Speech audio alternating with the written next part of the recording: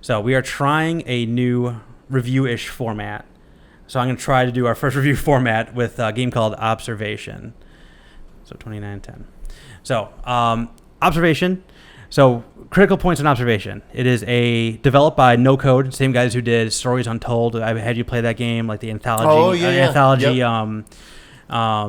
text adventure type of a game. Yep, that was neat. It was developed by. It was published by Devolver Digital. It's available on PS4 and PC only for right now. MSRP is $24.99. It takes about 5.5 hours to beat, and I did play all the way to completion.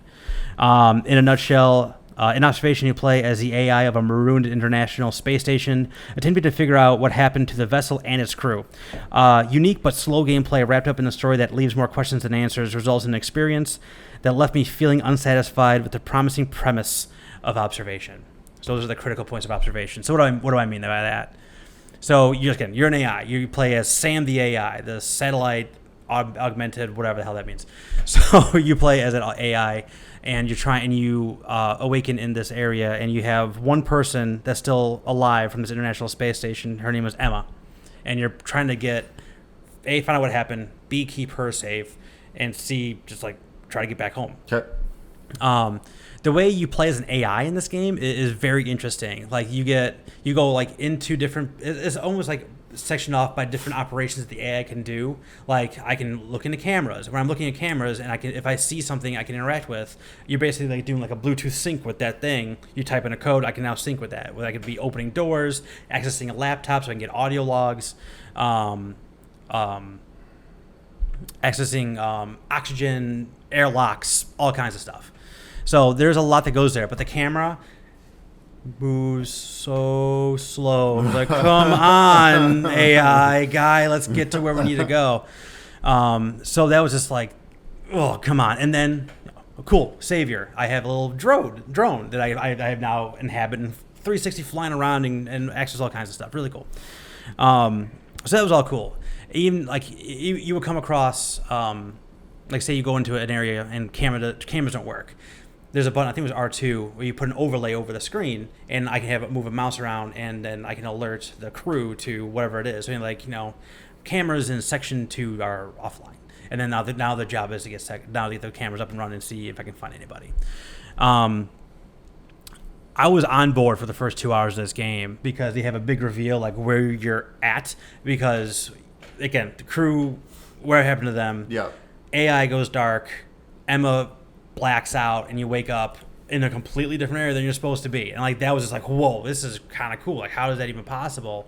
And then something else again, and then another space station in distance shows up. Like, how is that even possible?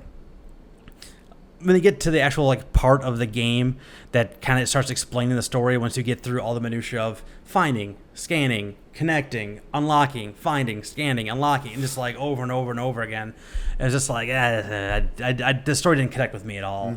Emma as a character was fine. I thought her she's in space by herself, far away. So, and I'm her only hope to get home. So that was my initial motivation. But as time goes on, it's just like I just keep seeing the same thing over and over again. I keep doing the same kind of things over and over again. Even when they are introducing some other characters along the way, I'm like, And then they have like the hints of what the story really means. Like that didn't motivate me either. Okay. Like at that point, I was getting to like the 4 hour marks. Like I know I only got like an hour and a half left. I might as well finish it, type of a deal. So overall, I thought it was a fine game. But I'm also finding that just like we talked about Japanese action RPGs, roguelikes and lights. I think space just isn't for me. Like I normal space stuff it doesn't do much for me. Sure. And like any kind of like science fiction and mythology based in space just doesn't do anything for me because it forces them to have like 1 or 2 characters at most. And if those characters aren't knocking it out of the park, I really don't care.